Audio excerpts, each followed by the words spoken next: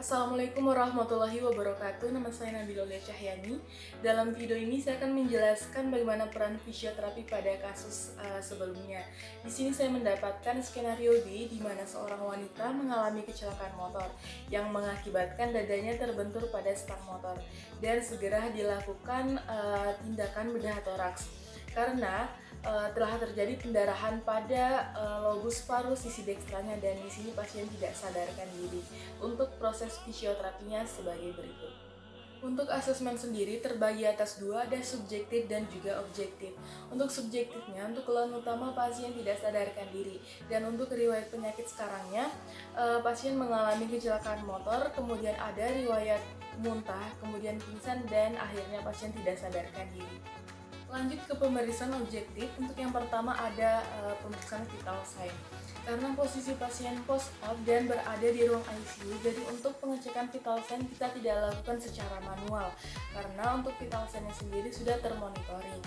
Selanjutnya ada inspeksi. Di sini inspeksi terbagi atas dua, dinamis dan juga statis. Untuk statisnya, pasien terlihat tidak sadarkan diri, kemudian terlihat pucat, terpasang selang infus, kemudian terpasang USD, pasien juga termonitoring, terpasang osimetri, dan terlihat adanya luka infus. Untuk inspeksi dinamisnya, pola napas pasien itu abnormal, yang kedua ekspansi torak pasien juga terbatas, dan yang ketiga gerakan dada pasien itu asimetris.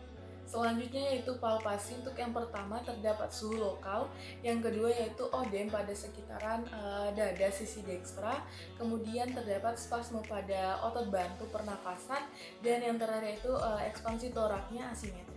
Selanjutnya untuk pemeriksaan perkusi belum dapat dilakukan karena pasien masih terpasang EKG. Dan untuk pemeriksaan auskultasi terdapat suara abnormal atau suara ronki pada lobus paru sisi dekstra.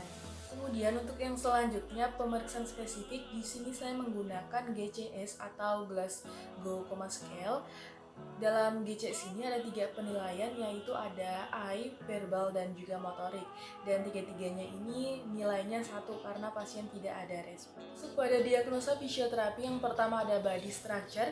Di sini terjadi pendarahan pada lobus paru sisi dekstranya. Kemudian untuk body functionnya terdapat odem pada sisi kanan dada pasien, kemudian terdapat spasme pada otot bantu pernapasan, dan yang terakhir yaitu ekspansi toraknya asimetris. Dan untuk functional limitation-nya tentunya pasien belum mampu melakukan kegiatannya sehari-hari. Dan untuk participation restriction-nya, pasien belum bisa ikut berpartisipasi dalam kegiatan sosialnya. Selanjutnya untuk intervensi fisioterapi, di sini karena pasiennya belum sadarkan diri, jadi kita dapat melakukan mobilisasi pada anggota gerak atas dan anggota gerak bawahnya. Dan yang kedua yaitu merangsang sensoris pada setiap sendi pasien dari anggota gerak atas sampai anggota gerak bawah. Nah, untuk mobilisasi pada anggota gerak atasnya, di sini pasien tidak sadarkan diri. Untuk gerakan yang pertama yaitu fleksi shoulder. Jadi kita gerakan secara perlahan pada arah ke fleksi shoulder seperti ini.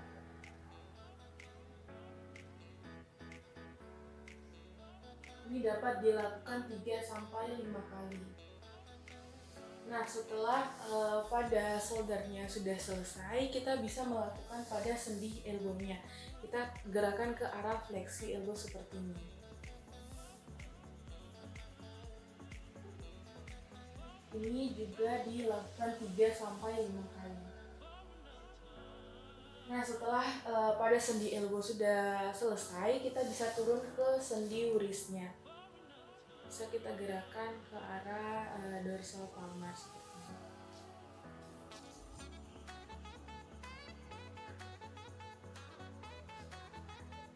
Jika kita sudah selesai melakukan pada anggota gerak atasnya, sekarang kita menuju ke anggota gerak bawahnya. Untuk yang pertama yaitu pada sendi ini kita gerakan ke arah fleksi ini.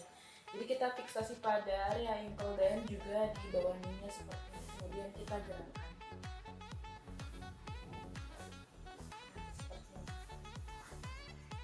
Ini dilakukan 3-5 kali pada masing-masing sisi kanan dan juga sisi kiri.